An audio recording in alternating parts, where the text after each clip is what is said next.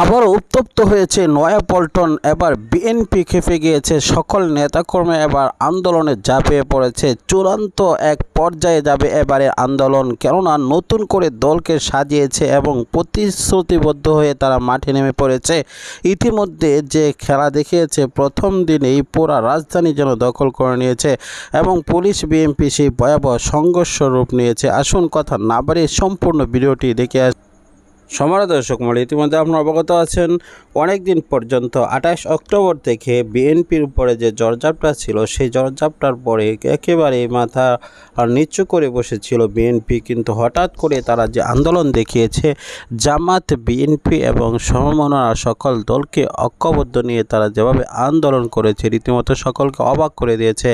বিএনপির সেই নেতাকর্মীদের হাজারো হাজারো নেতা, সাধারণ মানুষের ঢল নেমেছিল নয়াপল্টনের সামনে এবং এভাবে আস্তে আস্তে তারা মিটিং করতে থাকবে, সমাবেশ করতে থাকবে, মহাসমাবেশে রূপান্তরিত হবে এবং বড় বড় কর্মসূচির ডাক দেবে।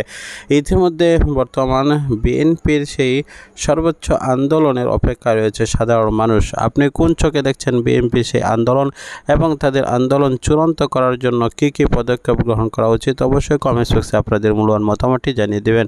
পরবর্তী ভিডিও যদি পেতে চান অবশ্যই চ্যানেলটিকে সাবস্ক্রাইব করে পাশে থাকা বেল বাটনটি অন করে দেবেন। দেখা হচ্ছে পরবর্তী কোনো ভিডিওতে। সে পর্যন্ত ভালো থাকুন, সুস্থ থাকুন।